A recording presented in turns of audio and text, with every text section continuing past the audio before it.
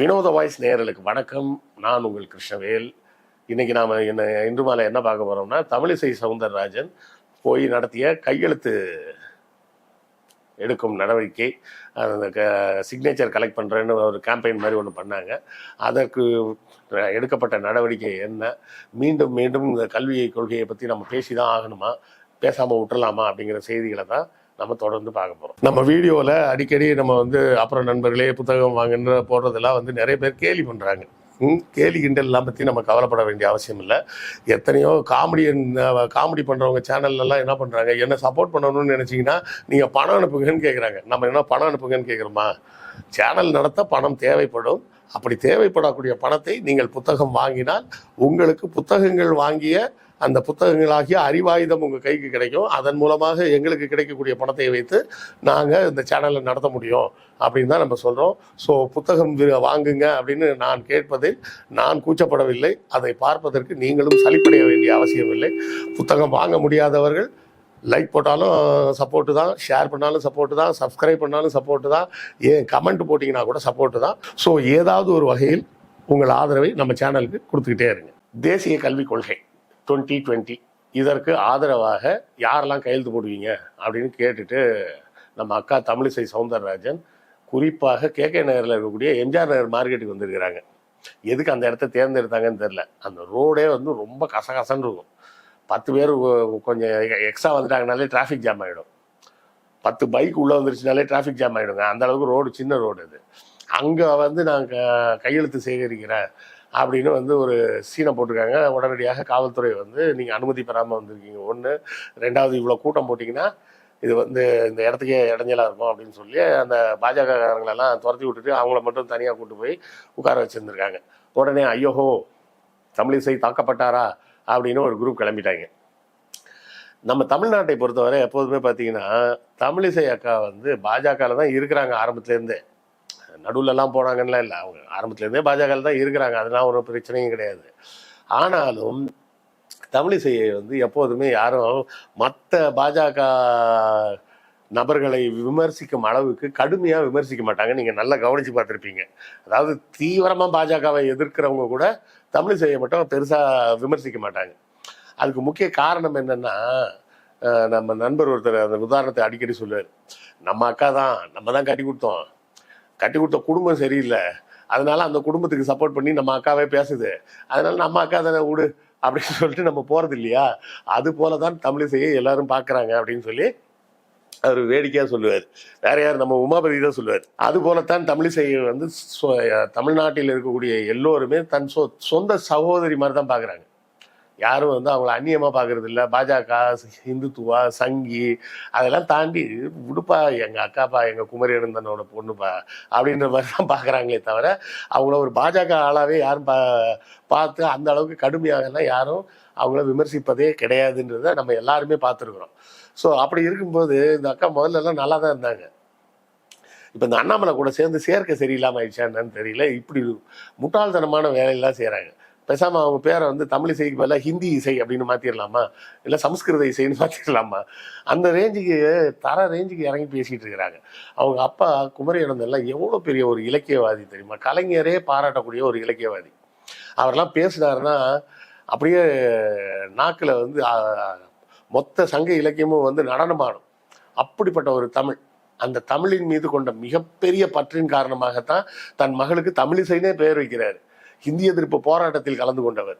இந்த மும்மொழி கொள்கையை தான் வேண்டவே வேண்டான்னு தன்னுடைய வயது காலத்தில் அவ்வளோ போராடியவர்.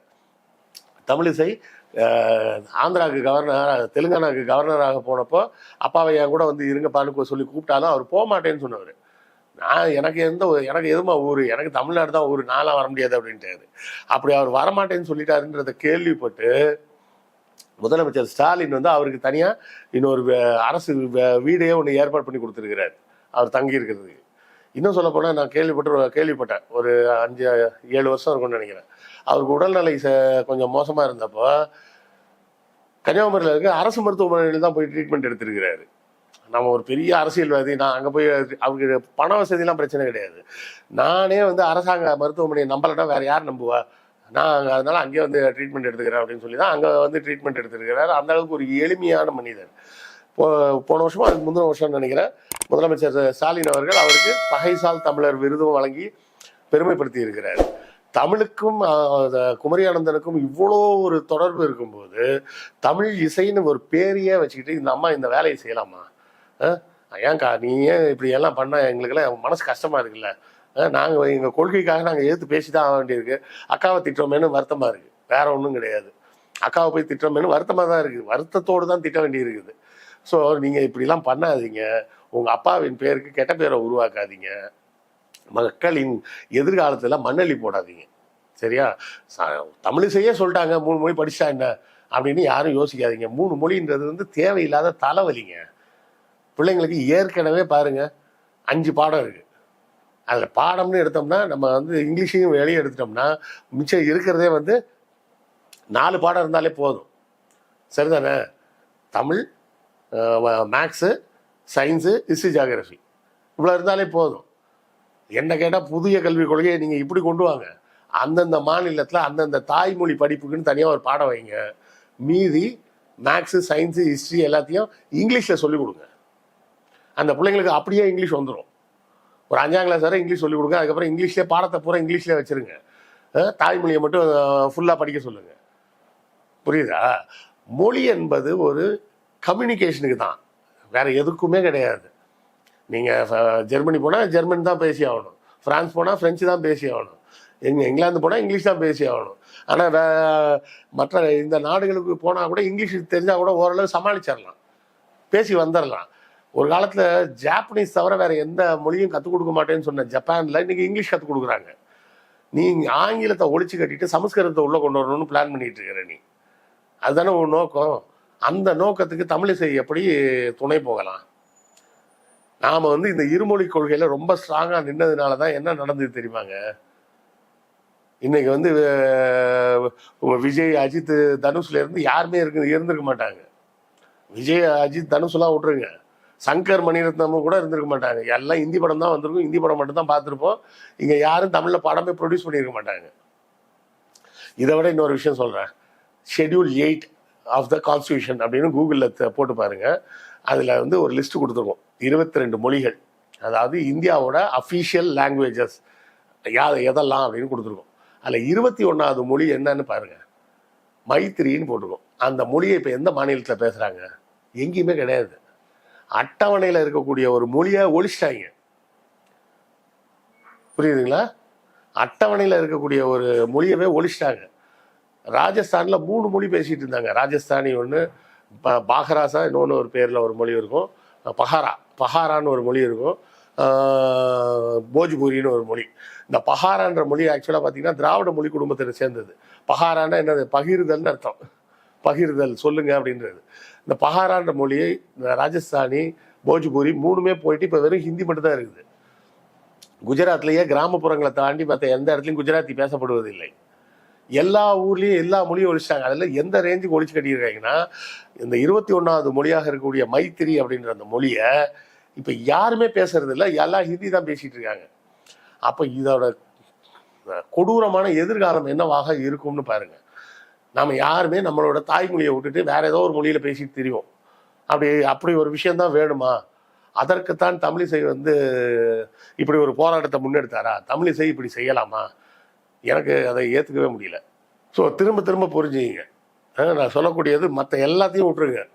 உங்களுக்கு பொழுதுபோக்காக நீங்கள் ரொம்ப விரும்பக்கூடிய சினிமா, சீரியல் எல்லாமே போயிடும். எல்லாம் ஹிந்தியில் தான் வரும். 2021 நினைக்கிறேன், 2020 21 அமேசான் வந்து ஒரு நாவல் போட்டி ஒன்று வச்சாங்க. நீங்கள் எந்த நாவல் வேணால் எழுதி அதை அந்த போட்டியில் கலந்துக்க சொல்லி அமேசான் கிண்டலில் நீங்கள் போடலாம். போட்டிங்கன்னா முதல் பரிசு 5 லட்சம், 2வது பரிசு 1 லட்சமோ என்னவோ, 3வது பரிசு 50,000 என்னவோ. இதுக்கு எந்த மொழிகள்லாம் அவன் தேர்ந்தெடுத்திருந்தான் தெரியுங்களா? ஹிந்தி, இங்கிலீஷு, தமிழ். மொத்த இந்தியாவுக்கும் சேர்த்துங்க, மொத்த இந்தியாவுக்கும் சேர்த்து இந்த 3 மொழி தான். வங்காளத்தில் இல்லாத இலக்கியமா அதை பூரா அவங்க இழந்துட்டாங்க. மராட்டியில் இல்லாத இலக்கியமா அதை பூரா இழந்துட்டாங்க. அமேசான்காரனே முடிவு பண்ணிட்டான், அவங்களெலாம் படிக்கிறது இல்லை, படித்தா எல்லாரும் ஹிந்தியில் படிக்கிறாங்க, இல்லை எல்லாரும் இங்கிலீஷில் படிக்கிறாங்க, இல்லைன்னா தமிழில் படிக்கிறாங்க. அப்படிங்கிறது அவனுக்கு தெரிஞ்சிருக்கு. அதனால தான் அவன் தெளிவாக போட்டி இன்னைக்கும் வருஷம் நடக்குங்க. செப்டம்பர் மாதம் அதோட அறிவிப்பு வருது. பாருங்க, இந்த 3 மொழி தான் அவன் போட்டிருப்பான். இங்கிலீஷ், ஹிந்தி, தமிழ். இந்த 3 மொழியில ஒவ்வொரு மொழிக்கும் தனித்தனியாக 5 லட்சம், 1 லட்சம், 50,000 3 பரிசு அப்படின்னா அமேசான் கிட்டில் கரனே நடத்திட்டு இருக்கிறான். இப்போ நாமளும் மும்மொழி கொள்கைக்கு போயிருந்தோம்னா அமேசான்காரன் 2 மொழியில தான் அந்த போட்டியவே வச்சிருந்திருப்பான். ஒன்று ஹிந்தி, இன்னொன்று இங்கிலீஷ்னு முடிச்சிருப்பான். இப்போ அது புரியுதுங்களா நாம ஏன் போராடுறோம்னு? இது குறித்த உங்கள் கருத்துக்களை கமெண்ட்ல சொல்லுங்க, நானும் தெரிஞ்சுக்கிறேன். அடுத்த காணொலியில் சந்திப்போம். நன்றி, வணக்கம்.